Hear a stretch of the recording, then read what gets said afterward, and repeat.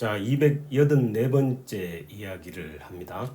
제가 저번에 그 생상스의 삼손과 데릴라 이야기를 할 때 이게 뉴욕 메트로폴리탄 아카데미의 마지막 작품이라고 얘기했는데 사실 한 작품이 남아있는데 제가 실수를 했습니다. 멍청하게. 자, 이게 진짜 마지막 작품입니다. 이 사랑은 길들여지지 않은 작은 새라고 노래하는 여인이 있습니다. 히데 판무파탈의 대명사로 그렇게 불려지는 BJ 카르멘을 오늘 이제 소개를 하겠습니다.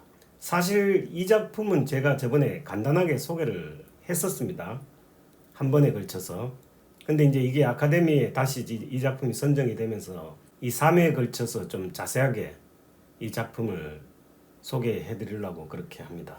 자, 뉴욕 메트로폴리탄 2010년 작품이고요. 엘리나 가랑차, 메조소프라노 엘리나 가랑차가 타이틀로를 맡은 작품입니다.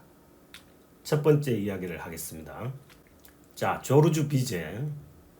우리에게는 이 카르멘으로 너무너무 잘 알려진 그런 음악가입니다. 프랑스 음악가입니다. 자, 이분이 이제 1838년에 프랑스에서 태어나셨고 1875년에 돌아가셨으니까 36년의 짧은 생을 사신 그런 음악가입니다. 굉장히 이제 요절한 천재 작곡가로 이분 말고 이제 이탈리아의 벨리니도 이제 30대에 돌아가셨죠. 이 말이 그렇지 참 요즘 세대로 치면 이 어떻게 보면 어떤 분야의 전문가로서 이 30대 초중반은 거의 초창기에 해당되는 그런 나이인데 이런 분들이 이제 살아계셨으면 훗날에 얼마나 많은 작품들을 이제 만들었을까 하는 이런 생각들을 가끔 해보죠. 이런 천재 작곡가들은 사실 요절한 것 자체가 이제 굉장히 우리에게는 이제 큰 손실입니다. 이 성악가 아버지 밑에서 이제 아주 어릴 때부터 이제 음악 교육을 받았는데 여기 이제 파리 음악원, 이 파리 음악원이란 프랑스의 어떻게 보면 영재 음악가의 산실이기도 한 파리 음악원에 10살 때 이제 들어갔습니다. 샤를 구노 같은 이제 오페라 작곡가인 이제 샤를 구노의 영향을 많이 받았습니다. 그 당시 파리 음악원에 이제 이 교수 정도 됐었겠죠. 그 다음에 그 엘리트 코스의 이제 전형인 정부로부터 이제 로마 대상을 받아가지고 로마 장학생으로 이제 지금 공부를 하면서 일반적으로 이제 로마에서 공부를 하면은 이제 당시 이탈리아가 이제 오페라의 어떻게 보면 메카기 때문에 이제 오페라에 눈을 뜨게 됩니다. 그런 분들이 꽤 많습니다. 이 로마에서 유학을 하면서 일반 음악 작곡가에서 이제 오페라 작곡을로 전향하는 혹은 전념하는 뭐 그런 음악가들을 우리가 이제 몇 분 기억을 하고 있습니다. 하여튼 이 조르주 비제도 그 중에 한 사람이었습니다. 당시 이제 그 바그너와 이제 베르디가 거의 쌍벽을 이루면서 같은 오페라라고 볼 수 없는 두 사람의 이 작품들 사이에서 어떻게 보면 한 20년 정도 선배가 되는 이 두 사람들이 한창 지금 이제 절정으로 활동을 하고 있는 시기에 조르주 비제가 이제 이 음악계에 등단을 한 그런 케이스이기 때문에 뭐 이 거장들 사이에서 웬만큼 엄청난 작품이 아니면은 두각을 나타내기가 힘들었겠죠. 상식적으로 그냥 우리가 언뜻 생각해도. 같은 시대에 이 두 사람을 만난 거는 뭐 조르주 비제의 입장에서는 굉장한 불행이기도 하죠. 워낙 출중한 두 선배들이 자리를 잡고 있으니까 후배인 조르주 비제가 뭐 비집고 들어갈 틈이 있었겠습니까? 상식적으로. 그러다 보니까 아마 이 조르주 비제가 음악계에서 받은 이제 상처가 굉장히 컸던 것 같아요. 그런 좌절감 이런 걸로 이제 뭐 폭음도 하고 보통 예술가들이 좌절을 겪었을 때 굉장히 타락을 하죠.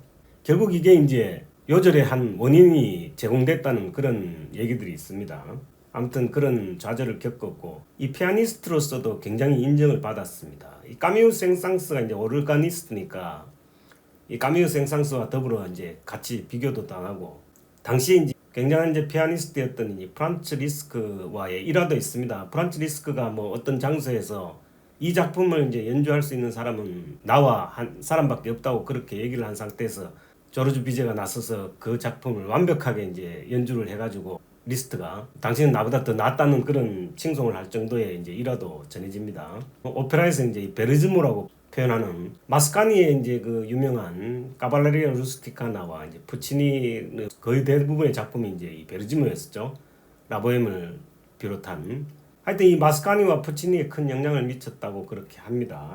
그러니까 이 오페라 작곡가로서는 아까 말씀드렸던 이제 바그너와 베르디와 동시에 살았던 뭐 그렇게 생전에 큰 성공을 거두질 못했어요. 고작 이제 우리에게 알려진 진주조개잡이 정도가 이제 어느 정도 성과를 거둔 작품이긴 한데 그 뭐 공전의 히트를 친 카르멘은 생전에 이제 그 성공을 지금 보지를 못합니다. 불행하게도. 1875년에 이제 초연을 했는데 그렇게 큰 호평을 받지 못해요. 살아생전에 그런 영광을 못 느끼지 못하고 이제 작고한 그런 음악가가 됩니다. 우리가 이제 늘상 제가 이제 이 오페라 작곡가 설명을 하면서 굉장히 자주 등장한, 특히 프랑스 음악가한테 자주 등장한 두 이제 그 단어가 있는데, 이 파리 음악원과 이제 로마 장학생입니다. 도대체 이게 뭐길래 이 모든 그 프랑스 작곡가들이 지금 여기서 공부를 하고 여기 유학을 가고 했을까? 이런 의문이 생기지 않습니까? 제가 이제 그 부분에 대해서 이제 조금 자세히 설명을 드리도록 하겠습니다. 자, 이 파리 음악원과 로마 대상이 도대체 뭐냐? 이 프랑스 국립음악원입니다. 이 국립입니다. 그러니까 나라에서 만든 음악원인데 이게 이제 1795년에 설립이 됐습니다. 18세기 말, 그러니까 19세기 초부터 이제 프랑스 오페라가 굉장히 발전을 하고 프랑스 음악이 이제 굉장히 발전을 하는데, 교묘하게 이제 이 프랑스 국립음악원의 이제 이 역사와 궤를 같이 합니다. 1795년에 설립이 되고 나서 이 프랑스 엘리트 음악, 프랑스 국립 무용 음악원입니다. 그러니까 무용과 이제 음악이 이제 포함된 그런 거죠. 엘리트 음악인의 산실이었습니다. 아무튼 그러니까 이제 여기 이제 무용이라고 얘기하는 건 이제 발레를 얘기하는 겁니다. 그러니까 정규 교육 과정인 과학인문대학교, 이것도 이제 국립이겠죠. 국립의 예술 계열의 그랑제꼴, 이 그랑제꼴이라는 이제 이 프랑스 교육기관은 우리로 치면 이제 대학원하고 이제 약간 궤를 같이 합니다. 정식으로 이제 그 대학을 나온 사람들 중에서 어느 특화된 이제 영재를 양성하기 위한 이제 대학원 과정, 그러니까 대학교보다 약간 상위 과정을 얘기하는 거니까 정확하게 얘기하면 과학인문대학교의 국립음악대학원이다 이렇게 표현하면 이해가 쉬울 겁니다. 내용이 약간 틀리긴 합니다만 그렇게 이해하시면 될 것 같고, 이 초대 원장이 이제 베르나르 샤레트라는 분이 했었고, 우리가 잘 아는 이제 앙브로아즈 토마 햄릿을 만든 이분이 이제 1871년부터 약 한 25년간 이제 원장을 맡았습니다. 그러니까 후진을 양성하고 또 이 음악원에서 많은 이제 프랑스의 주요한 음악가들이 탄생했다는 것은 어떻게 보면 당연한 일이기도 합니다. 아무튼 이 국립음악원은 프랑스 음악인들의 거의 엘리트 코스였었다 이렇게 생각하시면 될 겁니다. 근데 이제 이 파리 음악원에 보니까 한국인 출신도 꽤 많아요. 그러니까 이 파리 음악원이 반드시 이제 프랑스인만을 대상으로 한 건 아닌 것 같습니다. 우리가 너무도 잘 알고 있는 세계적인 피아니스트 조성진 씨가 지금 이 파리 음악원 출신이더라고요. 찾다가 보니까. 이외에 이제 많은 한국인들이 있습니다. 그분들은 저희들이 잘 모르니까 이제 제가 생략하기로 하고, 우리가 너무 잘 알고 있는 이제 조성진 씨가 이 파리 음악원 출신이다. 그 정도로 제가 그치고, 이렇게 이제 현대적인 건물에서 공부를 합니다. 그럼 이제 로마 대상은 뭐냐? 이 로마 대상은 그럼 로마니까 이탈리아에서 주는 상이냐?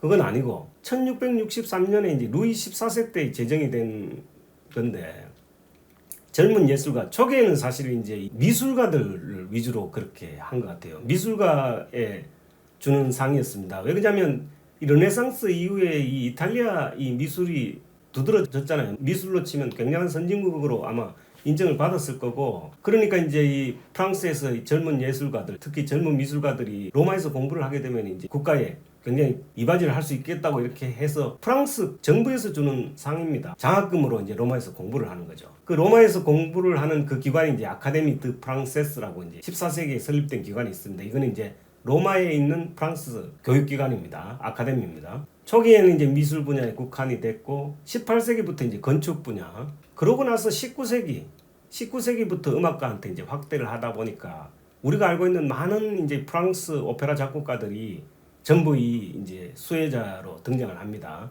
제가 좀 더 자세히 말씀을 드리겠습니다. 뒤에 토표로.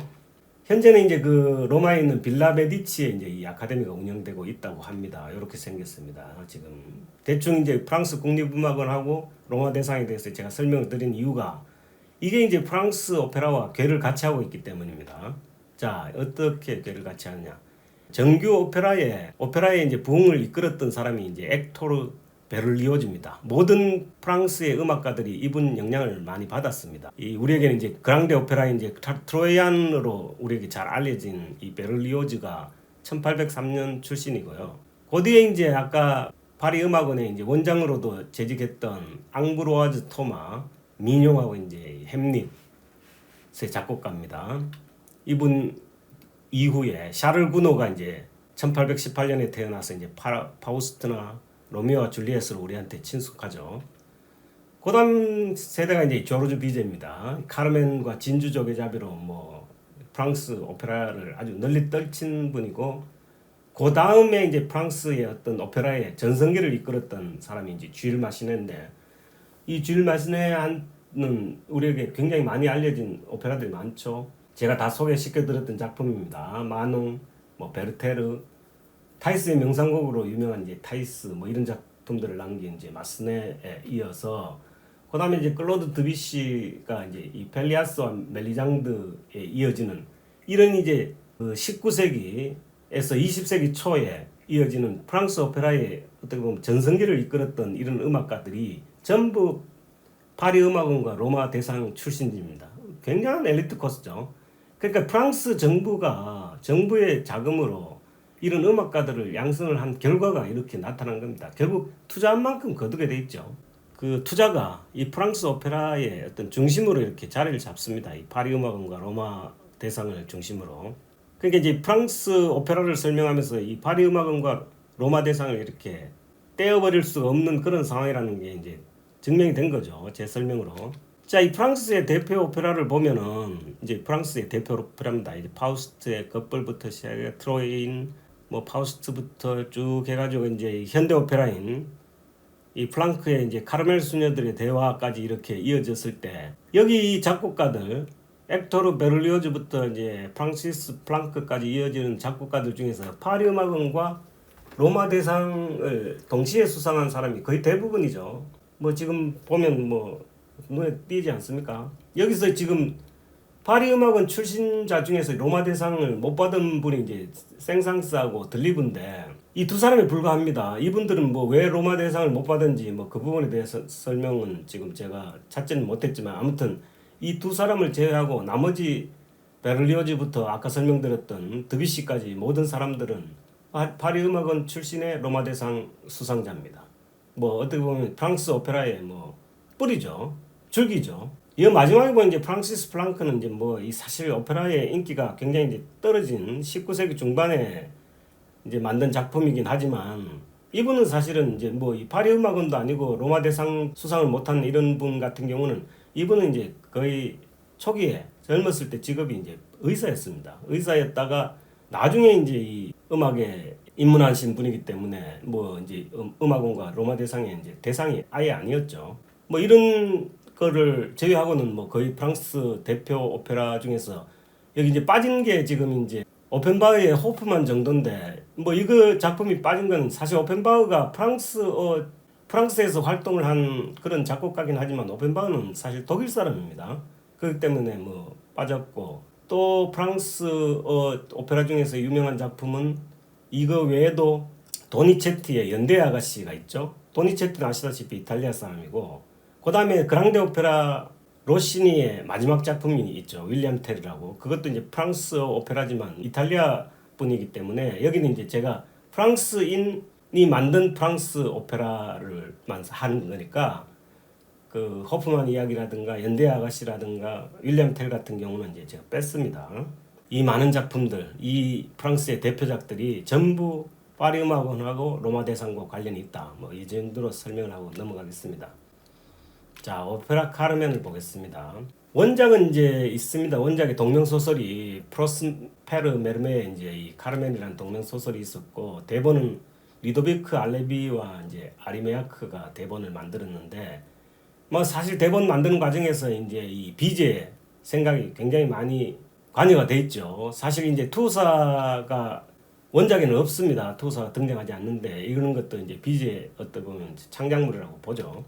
1875년 오페라 코미크 극장에서 초연을 했고요. 시대적 배경은 이제 1830년대인데, 이 지브롤터 해협, 지중해로 들어가는 관문인 지브롤터 해협고 윗부분에 이제 이 세비야가 있거든요.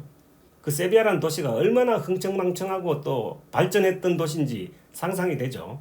아메리카 대륙에서 오는 이 플란테이션을 통한 그 엄청난 자원과 물자들, 뭐 담배가 이제 그 중에 하나겠죠. 그러니까 세비야에 엄청나게 큰 왕립 담배 공장이 있었던 걸로 봐서는, 이 쿠바나 이런 데서 들어온 플란테이션을 통해서 이제 그 식민지인들을 이제 수탈하는 거죠. 플란테이션을 통해서 들어온 그런 담배 잎들을 가공하는 공장이 이제 세비야에 있었던 건 어떻게 보면 이제 당연한 얘기죠.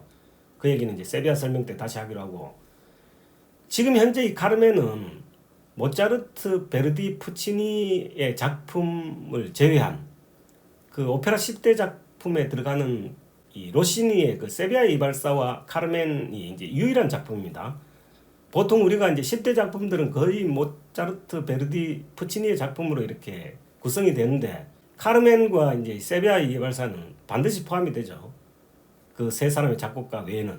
그 정도로 이제 이 카르멘은 1등도 자주 합니다. 공연 횟수로 봐서는. 그만큼 이제 그 대중적으로 지금 굉장히 강렬하고, 사실 과거에 이제 문제가 됐던 그런 스토리 소재들이 뭐 현대 관점에서 봤을 때는 전혀 문제가 되는 소재가 아닙니다. 이게 판무 파탈이라든가 뭐 치정, 살인 뭐 이런 것들이 뭐 어떻게 보면 막장 드라마로서의 인기 요소가 이제 들어가는 작품들이죠.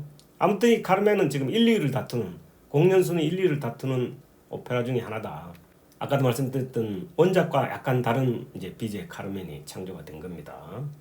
오페라 카르멘으로 인해 가지고 이제 소위 말하는 아메리카, 미주, 남미, 특히 남미의 그 흐느러진 그런 음악이 이제 지금 오페라의 접목이 됐다는 거. 그다음에 이제 이 귀족이나 뭐 왕족들 뭐 신화 얘기가 아닌 사람 사는 이야기를 다룬 이제 베르지모 오페라를 이제 시대를 열었다는 거. 그다음에 바그너의 영향을 받아가지고 이제 이 유도 동기가 음악에 가미가 됐다는 거. 특히 이제 이 오케스트라 음악, 관현악 이제 그 40인조 이상의 오케스트라 음악의 어떤 표준으로 자리 잡을 정도로 이 카르멘의 서곡은 그렇게 유명합니다. 뭐 이 카르멘의 서곡을 음악도들한테, 음악 입문자들한테 표준적인 오케스트라 음악으로 이제 소개가 되곤 그렇게 한데요. 오케스트레이션의 그 표준에 가까운 그런 작품이다. 특히 이제 그 카르멘의 서곡이 그렇습니다. 근데 이제 불행하게도 이제 초연에 실패를 하죠. 카르멘이 이 비제가 살았을 때, 특히 당대 뭐 엄청난 작곡가들 구노, 마스네, 토마, 오펜바흐는 이제 독일 사람이지만 이제 프랑스에서 활동했습니다. 뒤마라 도데라든가 이제 극작가까지. 이 도데는 이제 그 별을 만든 알퐁스 도데죠. 우리가 잘 알고 있는. 그리고 이 뒤마는 이제 이 몽테크리스토 백작을 만든 그런 극작가들입니다. 이런 분들이 이제 보는 앞에서 공연을 했는데 예상외로 실패를 하죠. 뭐 아주 실패를 했다, 뭐 망했다 이런 정도는 아니지만 기대에 못 미쳤다. 더군다나 당시에 이제 이 프랑스에서는 바그너의 이제 이 악극에 대해서 약간 부정적인 기류가 좀 있었던 것 같아요. 근데 이제 바그너의 유도 동기를 채용했다든가, 특히 이제 이 프랑스 귀족들을 내면한 하층민들을 배경으로 해가, 사실 이 카르멘에는 아주 밑바닥의 이야기들이 많이 나오죠. 살인도 하고 또 밀수도 하고, 그다음에 이제 우리가 악녀라고 이렇게 표현하기는 부족한 점이 있는 이제 판무 파탈이라는 이런 프랑스어, 판무 파탈, 치명적인 여인. 그러니까 막 우리는 이제 그냥 쉽게 악녀라고 이렇게 표현을 하는 뭐 이런 소재들이 어떻게 보면 당시 프랑스 정서하고 약간 안 맞을 수도 있었던 것 같아요. 그래서 이제 그 기대만큼 성공을 못한다가 사후에 3개월 후에 이제 이 비제가 죽고 나서 사후에 이제 이 재해석이 이루어지고 이 작품이 얼마나 이제 좋은 작품인지가 재평가되고 하면서 이제 이게 엄청난 작품이 되어버린 겁니다. 작곡가 본인은 결국 모르고 간 거죠. 자, 이 세비야와 오페라는 뭐 제가 한번 이전에 간략하게 설명을 드린 적이 있지만, 이 세비야 오페라는 참 뗄래야 뗄 수 없습니다. 이 빨간 부분이 이제 이 스페인에 이제 세비야가 있는데, 이게 세비야는 스페인의 그 안달루시아라는 이제 주의 주도입니다. 뭐 우리로 치면 뭐 도청 소재지 정도 되죠. 인구는 뭐 그렇게 많지는 않습니다. 지금 뭐 전체 주 인구가 한 200만 되고, 세비야 인구는 한 지금도 한 70만 정도 되는데, 지금 스페인의 4대 도시입니다.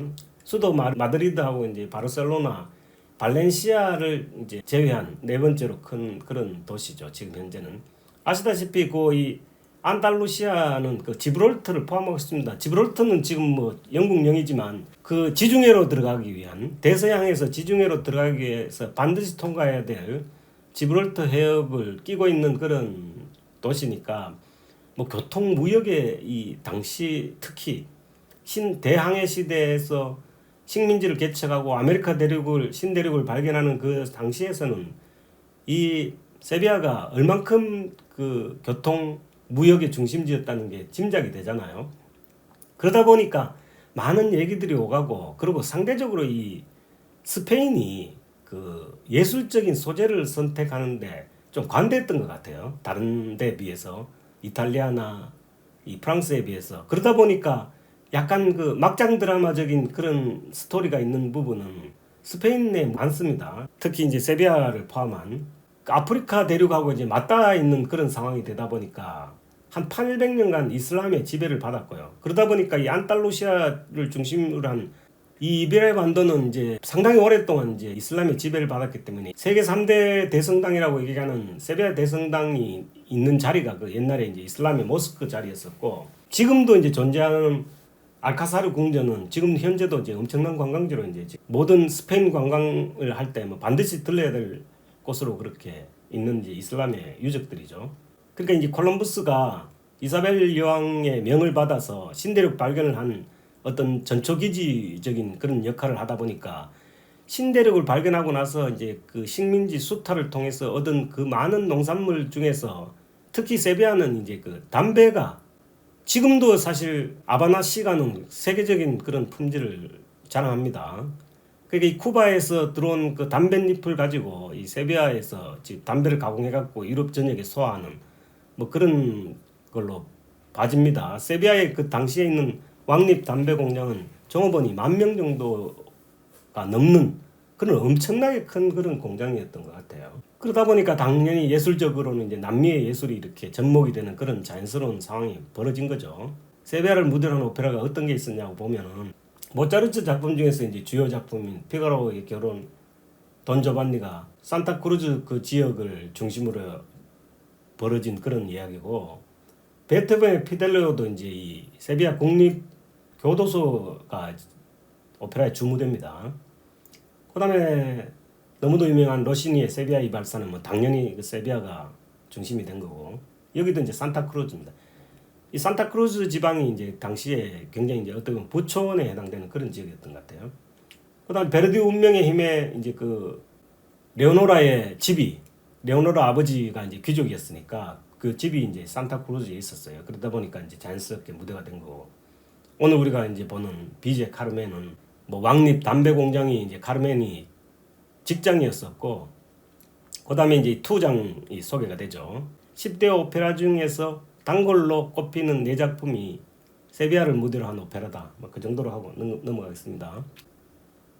자, 이 캐스팅을 보면은 이제 뭐 바로 전편의 이 두 사람은 제가 소개를 시켜드렸죠. 엘리나 가랑차와 이제 로베르토 알라냐, 두 사람이 똑같은 이제 콤비로 다시 이 작품에서 이제 호흡을 맞춥니다. 그다음에 이제 테디 타우 로데스라는 이제 이 뉴질랜드 바리톤이 이제 이 투사 역을 맡았고, 바바라 프리토리라는 이제 이탈리아 성악가가 청순함의 대명사 소프라노 미카엘라 역을 맡았습니다. 여기 테디 타우 로데스는 제가 너무도 좋아하는 이제 그 이사벨 레오나르도의 남편이었습니다. 지금 이혼을 했습니다. 굉장한 상남자처럼 생겼죠. 레오나르도가 이제 굉장한 이런 상남자를 좋아했나 봐요. 이 뉴질랜드 출신이지만 주로 이제 미국에서 활약하는 그런 성악가입니다. 그러다 보니까 미국 메조 소프라노 미녀 이사벨 레오나르도를 차지할 수 있었죠. 물론 지금은 이제 아닙니다. 자, 등장인물을 보면은 집시 여인이면서 밤무 파탈의 대명사인 이제 카르멘은 담배 공장 여공입니다. 근데 이 담배 공장의 이 특징 중에 하나가 담배 잎을 쪄야 되잖아요. 기본적으로 제일 중요한 공정 중에 하나입니다. 그러면 담배 잎을 찌면 그 넓은 공장이지만 만여 명이 근무하는 그런 공장에서 담배잎을 찌면 뭐 이 세비야가 지중해 연안이기 때문에 그렇게 굉장히 더운 그런 지방 중에 하나였었는데 얼마나 더웠겠어요. 그 실내가. 그러다 보니까 이 공장에서 근무하는 여공들이 옷을 거의 입지 않았다고 합니다. 뭐 옷을 걸치긴 했겠지만 뭐 노출이 굉장히 심한 상태였었겠죠. 그게 이제 이 스토리의 시작이죠. 카르멘 같은 그렇게 육체적인 매력을 갖고 있는 여성이 옷도 거의 걸치지 않은 상태에서, 더군다나 그것도 이제 하층 노동자로서, 공장 노동자로서 그렇게 하다 보니까 얼마나 많은 주변의 남자들이 들끓었겠어요. 그죠? 뭐 이렇게 쉬운 여자라고 생각했을 확률이 높잖아요. 뭐 그런 게 이 드라마의 가장 핵심 소재가 된 거라고 보시면 돼요. 담배 공장이라는 의미가 바로 그겁니다. 아주 착실한 장래가 촉망되는, 더군다나 이름 앞에 돈이 붙였잖아요. 이거는 이제 뭐 적어도 귀족은 아니더라도 굉장히 지체가 높은 집안이었을 확률이 높습니다. 호세가. 그러니까 제대로 교육을 받은 장래가 촉망되는 군인이었습니다. 하사관인 도노세는 아주 착실합니다. 더군다나 고향에 사랑하는 연인도 있습니다. 미칼레라고 하는 여인이 조신하고 정숙하고, 더군다나 부모님이 어떻게든지 두 사람을 맺어주려고 그럽니다. 아마 미카엘라는 어릴 때 아마 이제 호세 집안에서 이제 양육이 돼갖고 둘이 자연스럽게 크면서 이제 우정을 쌓다가 결국 워낙 이제 착하고 조신하니까 어머니가 도노세와 이제 장례를 약속시킨 그런 여자입니다. 도노세도 물론 이제 미카엘라를 좋아하죠. 그런 이제 이 착한 도노세를 이 거칠기 짝이 없는 밤무파탄 자유로운 영혼을 가진 카르멘이 도노세를 유혹을 하죠. 꽃을 던지고 뭐 하바네라를 부르면서 유혹을 하는데, 도노세가 처음에는 뭐 이 미칼라 때문에 응하지 않다 결국은 이제 넘어가지 않을 수가 없었던 그런 상황입니다. 그녀의 치명적인 매력에 이제 넘어가서 일을 저지르게 되죠. 그러고 나서 완전히 카르멘에게 빠져서 결국 나중에 끝까지 이제 사랑을 원하지만, 그리고 이제 그 카르멘과의 사랑을 얻기 위해서 얘는 카르멘을 탈옥시키는데 방조해가지고 징계도 먹고, 또 결국 카르멘을 차지하기 위해서 자기 상관을 폭행을 하고 귀대를 하지 않은 이제 탈령까지 해가지고 엄청난 범죄자가 돼서 밀수꾼 무리에 섞여 있다가 이제 빼도 박도 못하는 상황이 된 그런 상황에서 카르멘이 도노세를 버립니다. 호세를 버리면서 에스카미오라는 투사한테 새로운 사랑을 갈구를 하죠. 왜? 카르멘은 자유로운 영혼이고 길들여지지 않은 새이기 때문에 이 하바네라의 가사기도 합니다. 그러니까 이 도노세가 마음이 이미 돌아서 가버린 카르멘을 이제 설득을 하지만 카르멘은 자기 고집을 꺾지 않습니다. 엄청난 카리스마를 갖고 있는 카르멘은 거절합니다. 그러면서 이제 결국 장래가 촉망되던 한 군인은 이제 이 살인까지 카르멘을 죽여버리죠. 그 마지막에. 자, 주요 아리아는 이제 카르멘이 부르는 아까 말씀드렸던 사랑은 길들여지지 않은 작은 새. 잡으려고 하면 날아가고 뭐 하는, 뭐 어떻게 보면 오늘 스토리의 거의 대부분이 이 하바네라라는 이제 이 가사에 포함이 됐습니다. 그 다음에 쌍송, 뭐 트랄랄라, 집시의 노래 같은 게 주요 아리아들이 있고, 호세가 부르는 아주 아름다운 당신이 나한테 던진 이 꽃의 의미는 하면서 부르는 아주 서정적인 테너 아리아, 미칼라가 부르는 아주 순정적인 그런 호세를 찾기 위해서 그 밀수 소굴에 찾아와서 부르는 소프라노 아리아, 그 다음에 이제 에스카미오가 부르는 이제 쿠플렛, 투사의 노래. 이 노래가 사실 어떻게 보면 대중적으로는 제일 많이 알려져 있죠. 이 교과서에 실릴 정도 아닙니까? 그 다음에 이제 이렇게 여러 가지 이중창도 있고 뭐 합창도 등장합니다. 이게 프랑스 오페라기 때문에 이제 이 특히 그 당시 스페인의 유명한 플라멩고가 자주 등장을 하죠. 자, 이 정도에서 이제 이 정도를 제가 추천을 드립니다. 자, 이 연출은 이제 우리가 자주 경험했던 분입니다. 리차드 이어가 이제 영국분, 리차드 이어 경입니다. 이분은 영화, 연극, 오페라 연출가입니다. 우리가 이제 이 작품들은 거의 대부분 제가 이제 소개를 시켜드렸습니다. 라트라비아타, 그 다음에 카르멘, 오늘 이제 지금 소개시켜드린 작품이고, 전번에 이제 요나스 카우프만이 등장했던 베르테르도 이분 연출이고요. 그 다음에 이제 2014년 메테센 피가로의 결혼도 제가 소개시켜드린 작품입니다. 리차드 이어 이분 프로덕션입니다. 자, 공식 트레일러 영상을 한번 보시겠습니다.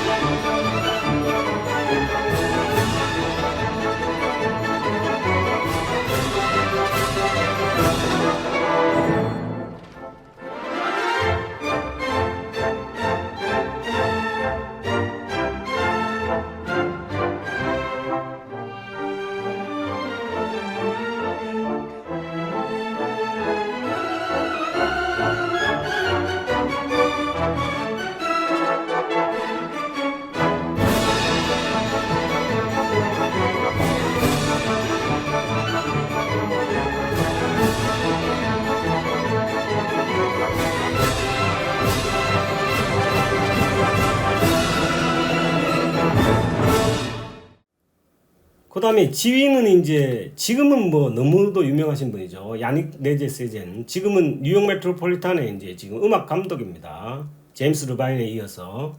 근데 이 당시에 2010년 이 당시에 이분은 이제 첫 작품이었었어요. 뉴욕 메트로폴리탄의 이 카르멘이 1975년생이니까 이게 2010년이니까 35살 아주 젊은 지휘자가 지금 이 뉴욕 메트로폴리탄에 이 데뷔하는 이런 작품이었습니다. 이분이 이제 나중에 이 뉴욕 메트로폴리탄의 음악 감독이 되리라고 누가 상상을 했겠습니까? 피아니스트였었고 르바인이 이제 이 성추문으로 불명예 퇴진하고 나서 이제 바로 음악 감독으로 부임을 했고 뭐 지금 필라델피아 음악 감독 겸하고 있는 것 같아요. 이 뉴욕 메트로폴리탄에서의 첫 작품입니다. 뭐 한번 그런 관점에서 한번 보세요. 자, 그 유명한 카르멘의 서곡입니다. 들어보세요.